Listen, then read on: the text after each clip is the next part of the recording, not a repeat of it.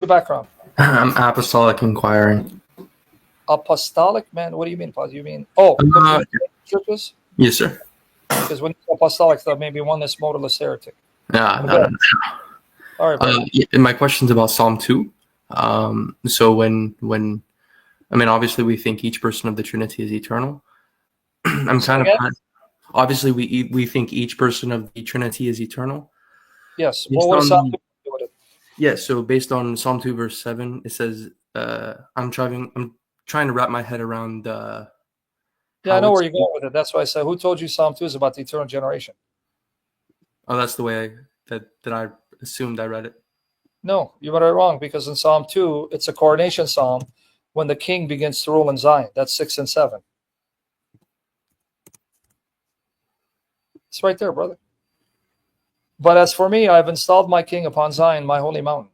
I will surely tell of the decree of Yahweh. He said to me, you are my son, today I have begotten you. So what day was he begotten?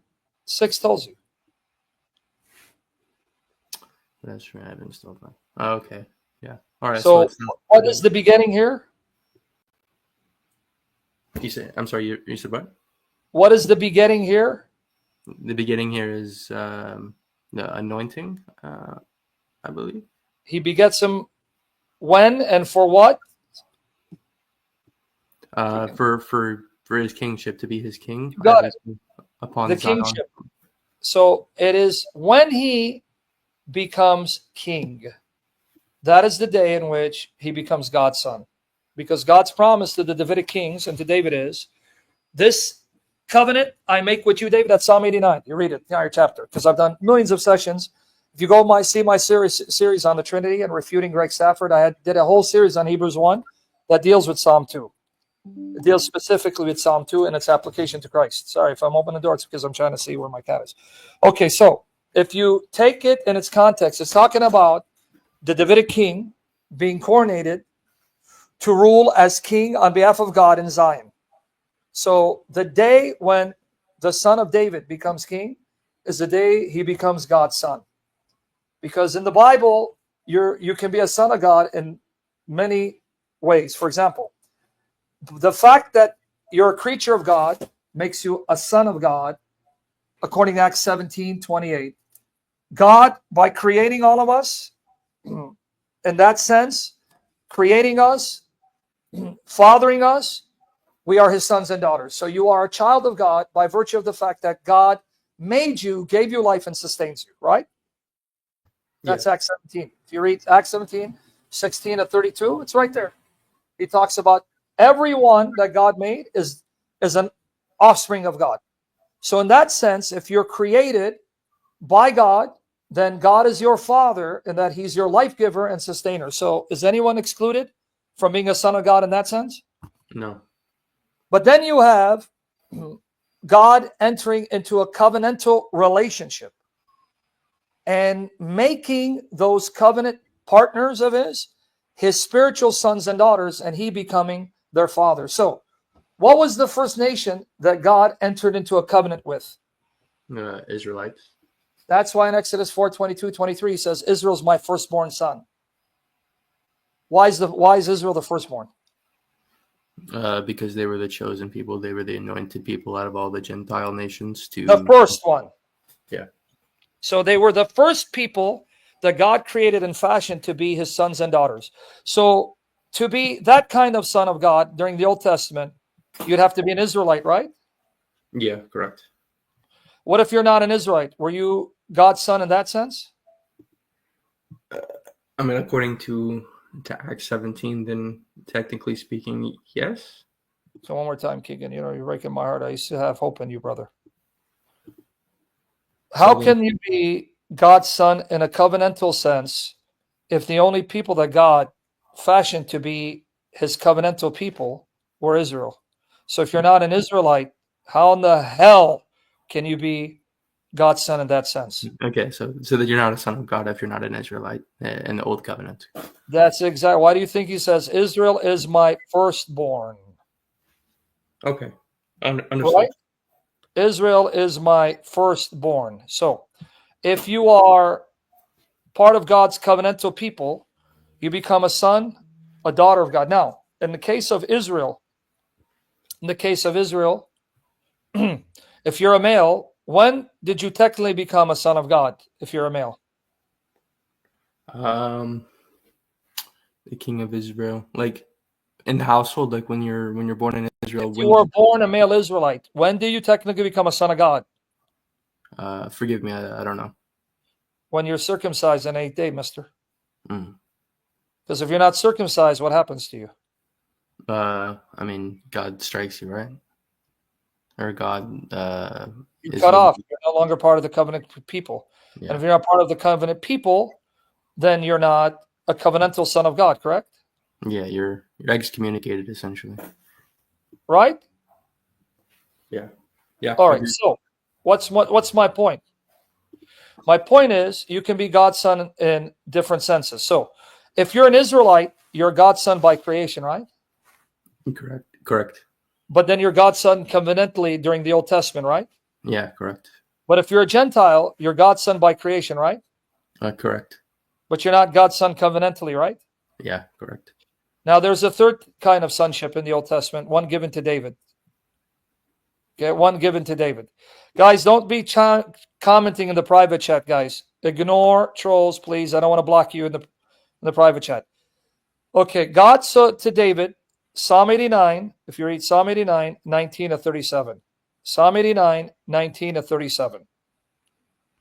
It says that God swore to David he would make this covenant with him, that the throne of God on earth belongs to David forever, and only members of his household would sit on the throne, and that David was his firstborn son, and he'd be a father to David. And then he says about Solomon, 2 Samuel 7:14, when Solomon takes over the throne after David dies, he goes, I'll be his father, he'll be my son. Right? Mm-hmm. So, now there's a third kind of sonship, correct? Yeah, of like an anointed kingship. It's like Yes, so if you got it. If you're not a son of David and the one appointed to sit on David's throne, can you be that kind of son of God? No. So when Hebrews 1 is talking about Jesus, applying Psalm 2:7, note the context. It's when Jesus rose from the dead and sat at the right hand of the Majesty on high, right? Yeah, that's also I believe it's Acts 2 where Stephen sees it. Stephen sees the Yes. Jesus at the right hand.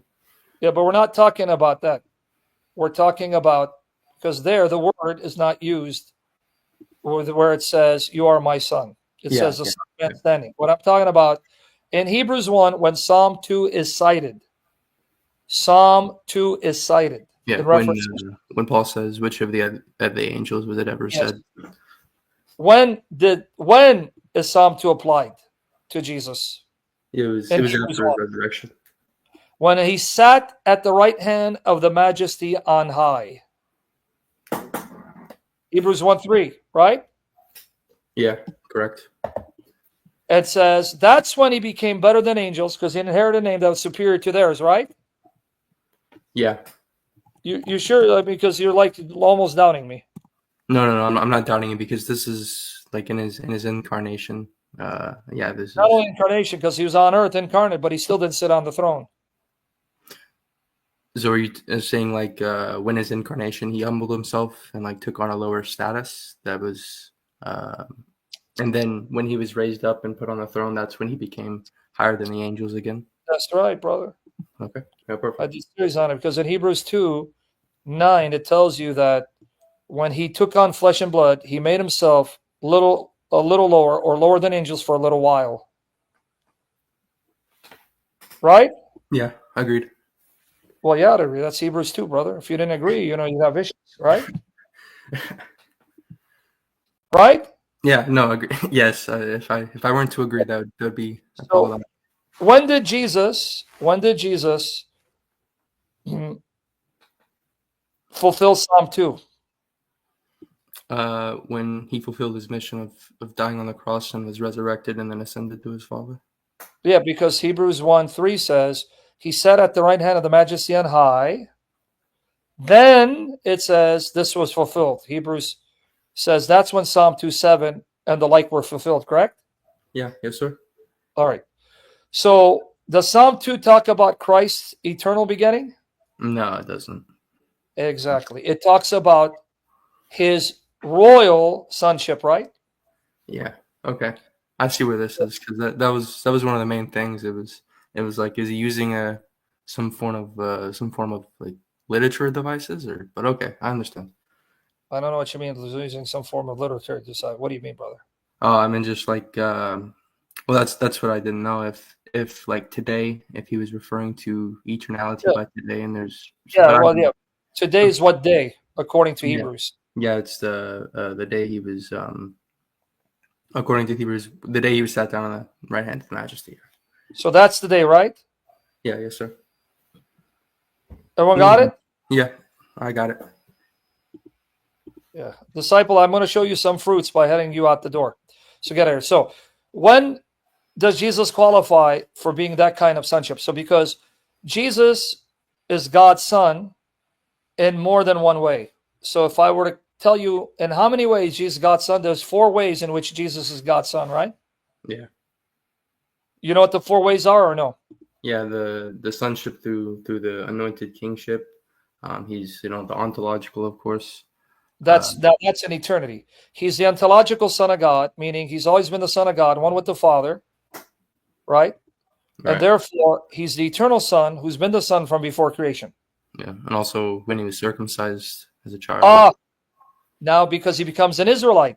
And when he's circumcised, now he becomes a covenantal son of God, right? Yeah, yes, sir. But he was already the son of God in the womb because what did I say? If you're human and God brought you into being, then you're a son of God in that sense, right? Yeah, according to So Acts 17, I think you said. when Jesus was conceived in the womb of Mary, he then becomes God's son in that sense. By being human and his human nature was brought into being, it started at conception, even though he's an uncreated person, he now becomes God's son in that sense. Yeah. Okay. Yeah. You've answered my question. There you go. So that's the point of Psalm 2. Kind of headbutted Any it other question? actually. No, I don't have any other questions other than like an argument I like to use against Muslims is like Muhammad's intercessory status. I found 3 hadiths where they go to his grave and pray for intercession, but it's hard to find more. I don't know if you have more. I can name you the ones I have. You're asking me what again? Mom is what? Yeah. So one of the arguments that I like to use against Muslims is Muhammad's like intercessory status. Yes. What Um, about? I found a few hadiths where they go to his grave and they pray to him and for Oh, intercession, and this is like Sunni. But is yeah. there do you have more than 3 or 4? Is this Why would you need more than 3 and 4? I don't get it. Is there a rule that if it's so 3, it's not enough? no? But I'm just No. Yeah. Once you show sound narrations based on 465, then that's all you need. But I have an article on a grave worship Muhammad's inconsistency. But before I get there, I went thoroughly into Hebrews 1 to destroy Greg Stafford, which is why he bit his lip and started bleeding. So if you go to my playlist, you're going to see it says Greg Stafford refuted. So right here, and 677 videos, and you scroll down to find the series on Hebrews 1. All right? okay. And this would be in your playlist, right? Yeah, playlist. Okay. Playlist. Now, Muhammad, grave worship. Okay, grave worship. Take it easy, man. I know about a few hadiths like Malik al-Dar and like Utabi, but I'm having trouble finding more. Why do you need more, brother? I just said, is there a rule that says if you only have 2, it's not enough? No, you're good. No, you're right. You're right. Why don't you take it easy, man? You got more than enough, man. Take it easy, man. I just sent you the article, so that should help you. You don't need more. More doesn't prove the case anymore because if it's sound, it's sound. And if it's a practice observed by scholars of Islam throughout centuries and only a puritanical form of Islam condemns it, that doesn't represent what Muslims have been doing historically from the get-go, say, hey, I don't need to give you more. This is it. Because you're going to have to explain to me how will chapter 4 verse 64 be fulfilled. I said 65, but it's 64, where it says that I need to go to Muhammad and he has to pray for me. And then I ask Allah for forgiveness, then I'll be forgiven. Yeah, a good one I guess I like to use is if like they go to their imam to replace that. I'm like, you're Shia now. You're not Sunni anymore. Astaghfirullah. So you good now? Yeah, yes, sir. All Thank right. you for answering my question.